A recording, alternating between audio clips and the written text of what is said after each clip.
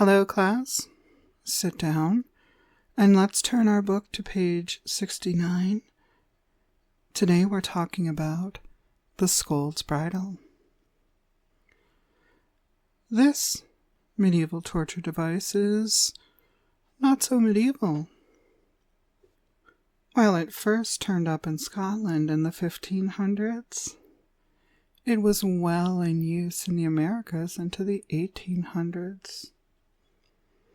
The Scold's Bridle is often called the Branks.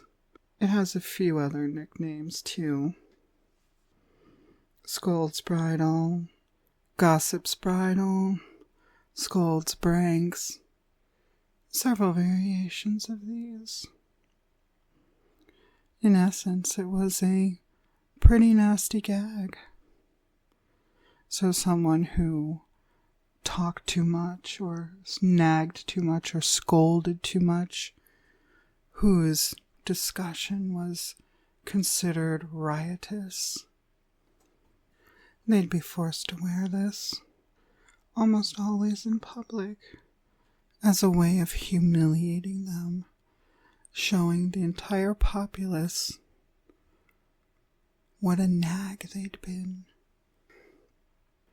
Some of the Branks were like a wire cage that went over your head, and by wire I mean steel plates, thick steel bars.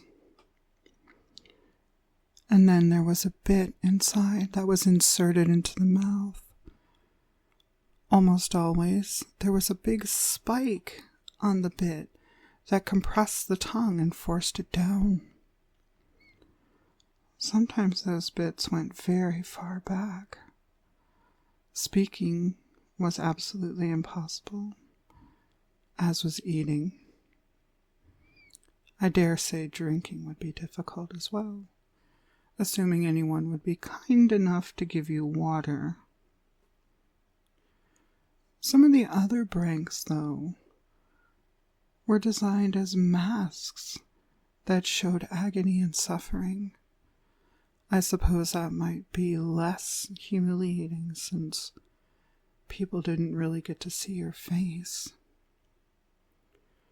And in some other Branks, there was a very sharpened spike that was adjustable, that could be pressed into the tongue so that any movement of the tongue would cause it to be lacerated.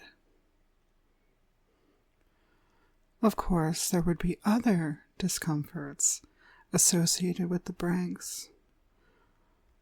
Once it was fastened tightly onto the person's head, usually a woman, but sometimes men too.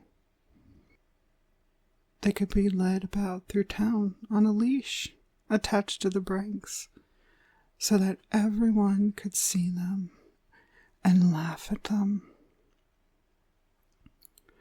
From time to time, they were even taken to the town square and just fastened in place.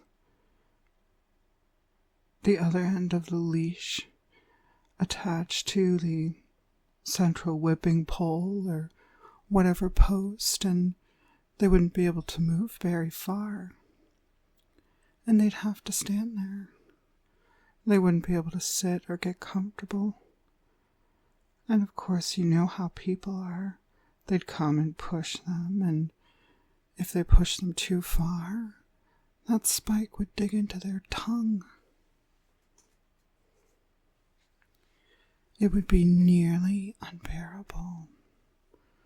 The whole point, of course, was to get them to repent. Or so the theory goes. I suspect it's more about control. Trying to control someone, and trying to silence someone. There were additional discomforts while wearing the Branks that held your mouth open. So over time, you'd start to drool, spit dribbling down your chin, onto your chest, soaking your clothing. I can only begin to imagine just how much people would mock and ridicule that. Imagine yourself with the wire cage around your face and head, a spiked plate pressing your tongue down, your mouth held open, and you being jerked around, led around town, while your spit dripped out of your mouth, and you have no control, none whatsoever. Whoever's pulling the lead can do whatever they want to you. And if you try to fight, well, a couple of tugs will drive that spike right into your tongue. Keep it up and you may never speak again. Every now and then, the person wearing the branks was also beaten. Imagine not only the indignity of having your tongue held down so that you couldn't make a sound, but also being beaten in the town square. And remember, the whole point of this was so that everyone could watch you and make fun of you. Show off the person who couldn't behave. Show the world what a bad person you've been. People would mock you for days. And I wonder how long after your tongue would ache.